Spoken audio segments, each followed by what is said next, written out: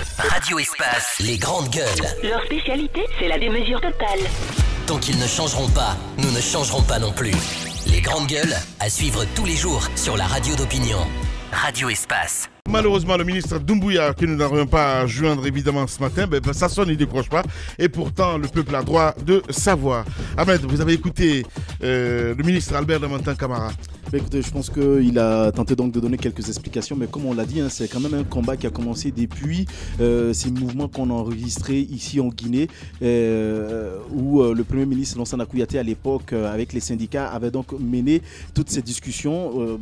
Et ils ont parlé ici de rétro-pédalage. J'ai pas trop compris pourquoi est-ce qu'on s'est retrouvé face à cette situation à l'arrivée du président Alpha Condé, au point que les syndicats aujourd'hui réclament jusqu'à 40% encore, et on nous parle que ce n'est pas 40%, mais quand on regarde bien les chiffres, qu'on se retrouverait à quelque chose de 80%. Je souhaite qu'il y ait beaucoup plus d'explications techniques, parce qu'il y a assez de flou, parfois qu'on essaie de... Je ne sais pas si c'est fait à dessein pour perturber les Guinéens, mais je pense qu'il y a des flous qui méritent des explications. Au-delà de tout ça, des indices ou de quoi que ce soit, il y a aujourd'hui une impérieuse nécessité d'améliorer les conditions de vie des enseignants. C'est ça, aujourd'hui, comme indice, 40%, 60%, tout cela, au-delà de tout cela, je pense qu'il y a aujourd'hui cette nécessité. Parce que c'est des personnes quand même qui végètent dans la misère. Ouais. Ceux qui nous ont enseigné dans la majorité, aujourd'hui, quand nous passons, il fait chaud et que nous mettons le climatiseur, ils sont arrêtés en train de serrer le taxi, parfois derrière des motos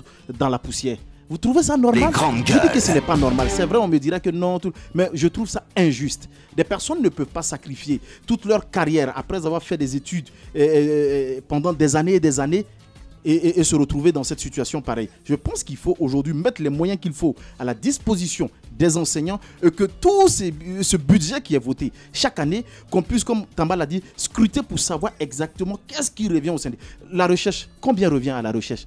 On ne fait pas de recherche en Guinée. Rien exactement. Ce qui est mis à leur disposition pour des questions de formation, tout ça, qu'est-ce qu'on en fait exactement? Et dans ce pays, il y a eu des examens qui ont été organisés. On a vu M. Kaokare sortir pour dire non, le budget qu'on allouait est trop, donc je vais diminuer le budget. Pendant toutes ces années où il y a eu des examens qui ont été organisés, qu'est-ce qu'on en a fait réellement du budget? Est-ce que l'État a cherché à comprendre que certains fonctionnaires se partageaient peut-être cette manne financière? Mais c'est de cette république que nous avons besoin. Nous n'avons pas besoin d'une république laxiste où on laisse passer tout comme lettre à la poste et on dit on n'est pas au courant. Vous n'êtes pas au courant. Je l'ai signalé ici aujourd'hui. Un pouvoir qui se veut sérieux, c'est un pouvoir qui donne de la valeur même à la protection civile. Aujourd'hui, je le rappelle encore, quand il y a un accident ici, comment les personnes sont transportées à l'hôpital? Dans des Magbana, vous acceptez ça? Je refuse de l'accepter. Ça, il faut toujours le rappeler parce que je pense qu'on a besoin aujourd'hui de véritables nations. Vous, Lamine, vous parlez des nations. Vous voulez parler des nations en disant quoi exactement? Cette nation-là, vous la composez, nous la composons. Mais nous avons décidé de confier la gestion de cette république, de cette nation-là, à un groupe de personnes. Ce groupe de personnes-là doit gérer dans les règles de l'art. Si ce n'est pas fait dans les règles de l'art, la population est dans le plein droit de réclamer. Mais ce que je veux demander aussi aux gens, ça ne sert à rien de sortir et de brûler ça et là. Je pense que les Guinéens n'en ont pas forcément besoin. Si c'est une journée ville morte, que les uns et les autres, ceux qui veulent rester à la maison, restent à la maison. Ceux qui veulent sortir pour vaquer à leurs occupations puissent vaquer aussi à leurs occupations. J'en appelle aussi, comme je l'ai dit, à la responsabilité du syndicat. Je les trouve assez responsables. Oui, je les trouve responsables. Mais je les appelle encore à fournir beaucoup d'efforts dans le cadre des négociations. Mais je les comprends aussi parfaitement parce que le pouvoir s'est montré, comme je l'ai dit, spécialiste en roubladise. Ils ne se feront pas marcher là-dessus. Mais quand on est face à ce genre de blocage et que la sécurité ou encore la paix est en jeu, je pense qu'il y a à un moment, il faut se donner la main, discuter de façon franche et puis trouver une solution à tout ce que nous sommes en train de traverser aujourd'hui. Merci beaucoup, Ahmed. Allez-y, Moussa. Ouais, moi, je demanderai au gouvernement, surtout aux négociateurs, de voir s'ils peuvent fournir une sorte d'ultime effort pour raccourcir encore l'échelonnement, le paiement de ces 30... qu'il faut qu'il y ait une interactivité. Oui, c'est ce que je dis. Le paiement de ces 30 autres %, essayer de voir s'il peut y avoir encore des efforts à ce niveau pour raccourcir le délai et repartir autour de la table. Et au moment où vous faites cela, c'est important de passer un message au parti présidentiel pour dire qu'ils n'ont pas intérêt à jouer le jeu des autres. S'ils estiment que les autres font dans la violence, eux, ils ont un acquis à préserver. eux, ils ont un bilan à défendre. Il n'appartient pas au RPG de se substituer aux forces de l'ordre. Si vous pensez que dans l'autre camp, il y a de la violence en vue, il y a de la récupération en vue, il y a des casses qui sont organisées pour saper un peu les acquis du régime, vous n'êtes pas policier, vous n'êtes pas gendarme, vous n'êtes pas une milice juste pas d'autodéfense. Il y a les forces de l'ordre pour cela. Référez-vous et permettez à ce que ces gens jouent leur rôle. Parce que le chaos, même si l'autre l'appelle, vous ne devez pas entrer dans la danse. Parce que si vous entrez dans la danse, vous perdez tous vos acquis. C'est vous qui avez un bilan à défendre, ce n'est pas l'autre camp. Moi, c'est l'appel que j'ai lancé parce que les messages que j'ai entendus ce week-end du côté du RPG Arc-en-Ciel, ce sont des messages, ma foi, qui m'inquiètent. Ce sont des messages qui ne rassurent pas et ce n'est pas le rôle du RPG de faire cela, c'est plutôt dans l'apaisement, dans l'appel au calme et surtout de demander au gouvernement de toujours chercher à trouver des solutions parce qu'il peut toujours y avoir des solutions. Ensuite, il va falloir à un moment donné aussi que le chef de l'État, au-delà de l'autre adresse qu'il a eue à la nation, qu'il prenne encore une fois la parole. Cette fois-ci, pour un discours plus franc, pour passer à l'acte, c'est important. Il ne faut pas du tout baisser les bras, c'est important qu'il repasse. Merci beaucoup Moussa, allez-y Thomas. Alors j'ai bien aimé tout à l'heure ce message qui nous est parvenu pour nous demander de ne pas parler de majorité silencieuse, parce qu'en réalité il n'y en a pas. La Guinée, la majorité a toujours parlé et s'est toujours fait entendu. Il n'y a qu'une minorité sourde et insensible qui coordonne tout et qui n'écoute pas. Maintenant le problème, c'est ce genre de communication. Vous avez vu le ministre du budget que l'on a essayé d'avoir. Un ministre qui est naturellement préparé pour intervenir ce matin sur une question aussi importante. Pour nous dire pourquoi, techniquement, il est impossible à cet État d'accéder aux réclamations des syndicalistes. Et dans l'hypothèse où l'État devrait accéder, quelles sont les concessions qu'on aurait dû faire? Ça, ce sont des questions importantes, des réponses que nous attendions. Mais le ministre ne prend pas la parole. Au lieu de cela, c'est un directeur de protocole qui parle de slogans, ils n'ont pas dit Alpha Zéro, ils n'ont pas dit... Comme si c'est la première fois qu'on en parle. Depuis plusieurs moments, on dit Alpha Zéro dans ce pays-là. Il y a des manifestations. Il faut sortir de ce genre de communication, avoir une communication qui puisse porter. Mais ça, c'est absolument inutile et il faut dire à chacun de rester dans son poste. Dire à M. Senkoun Kaba de s'occuper du protocole comme il le fait, tout bien vêtu avec ses vestes et tout, mais de laisser la communication parce que ce n'est pas, encore une fois, ce pourquoi il a été enrôlé dans cette équipe gouvernementale. Merci beaucoup Tamba, allez-y Roby. Moi je me souviens encore, puisque je suis frais comme vous, je le rappelle, je le répète, et la mémoire, parce que je suis frais. Ouais. Apparemment c'est un mot qui le dérange. Bah ouais, je sais pas. Exactement. Bah ouais, vas-y. Il y a quelque temps de ça, les grandes gueules. Et dans ce studio, et il y a quelque temps de ça, on me disait non mais on a fait de l'économie sur le budget des examens, etc. Ça a été une performance parce que l'année dernière ça nous a coûté tel. Oui. Cet argent-là, oui mais cet argent-là peut servir, même si ça a été ramené où, dans quelle ligne, oui mais cet argent-là peut servir à résoudre en partie le problème des enseignants. Moi je vais vous dire une chose, moi j'ai mon professeur de mathématiques au collège qui est fou, qui traîne dans la rue ici. Et tu fais rien pour. Comment je vais faire quelque chose? Tu peux parler à un fou? Mais je vais vous expliquer comment il en est devenu fou. Oui. Il est rentré. Je comprends certaines réactions de Roby aujourd'hui. Son professeur de maths est fou. Cela ne veut pas dire que moi je suis fou. Ben oui, c'est clair. Il est rentré de Russie. Où il avait un bon train de vie. Oui. Je vous explique un peu son histoire. Il est rentré de Russie où il avait un bon train de vie. Il était marié à une Russe, etc.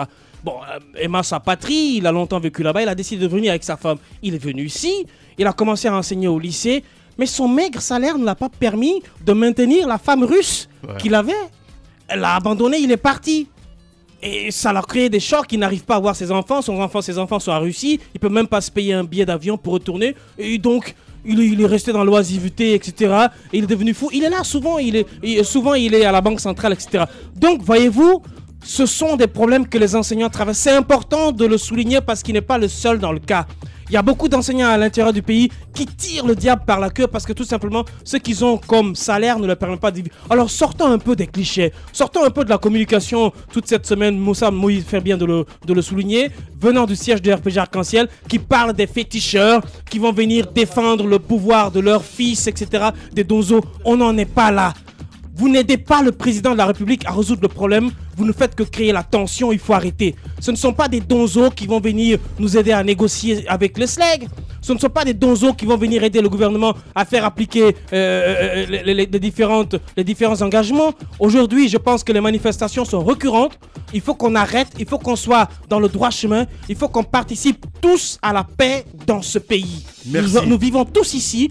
Même si je suis libérien, mais je vis quand même en Guinée. Eh ben oui, Roby. Allez-y, madame. Je me réjouis, je le dis bien, je me réjouis de ces manifestations qui sont en train de se passer. Elles ne sont pas violentes. Je l'apprécie. Non, ce que je veux dire. Non. Quand je parle de manifestation. Bien.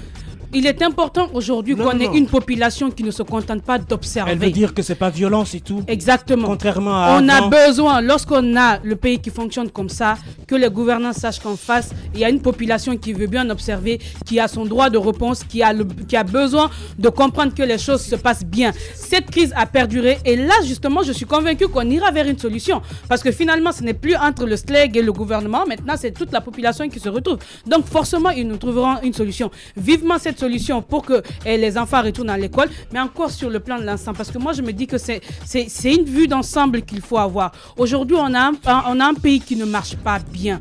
On a beaucoup de problèmes. Le président, il reconnaît qu'il faut faire les choses et bien qu'il s'y mette. Il a encore 2 ou 3 ans. 2 ou 3 ans, ça peut bien le servir à maintenir le cap, justement à nous sortir de cette ornière qu'on a. On ne dit pas qu'il va encore venir avec les grands projets. Il a peu de temps, selon la Constitution. Ce qui est important, c'est de mettre les bases. Il a encore le temps de mettre, parce qu'en Guinée, on n'a pas de base. Aujourd'hui, le système est pourri. C'est même difficile d'avoir des Guinéens honnêtes. On est trop politique à tous les niveaux. C'est même difficile de reconnaître une simple manifestation pour le bien-être. On veut politiser tout, absolument tout. Pourtant, il y a ce besoin essentiel qui est là. On a le droit de savoir. Je pense qu'il faut qu'on puisse faire la différence. Sinon, c'est encore parti pour des années je sais pas, diversion. On peut se le permettre en Guinée. Bien, allez-y, Abaka. Un peu de mots pour dire que le président, c'est vrai, il s'accroche beaucoup à l'expression de majorité silencieuse ces derniers jours.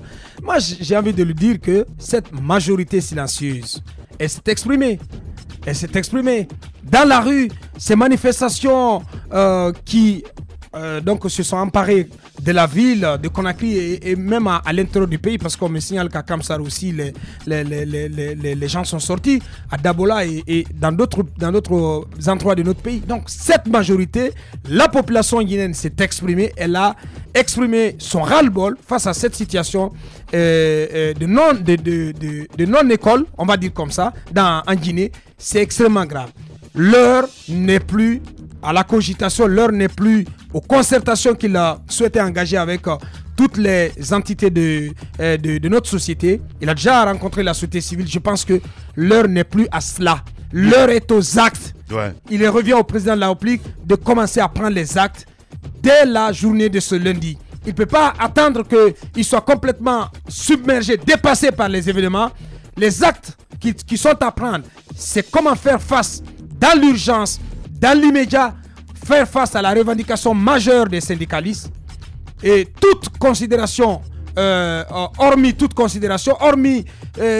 calcul d'apothicaire sur le budget, sur les engagements internationaux, la paix est au-dessus de tout cela. Bien. Le second acte qu'il faut prendre, parce que pour faire face à la colère sociale, c'est aussi son gouvernement. C'est aussi ce gouvernement qui n'a même pas de tête. Roby parlait du Premier ministre. Le Premier ministre a-t-on appris qu'il a eu la vie sauve in extremis tout à l'heure du côté de Kaloum, parce qu'il est inexistant, parce qu'il est un ectoplasme, il est un personnage complètement effacé. On ne parle pas de son gouvernement, ça ne veut pas dire que tout le monde est mauvais là-dedans, mais face à une grogne sociale aussi accrue, aussi aiguë plutôt, je voulais dire, il faut faire quelque chose. Bien. Il faut que le président prenne des actes dès ce lundi. Merci beaucoup. Que Dieu sauve la Guinée. Un grand merci à vous. Demain, on se retrouve pour un autre numéro.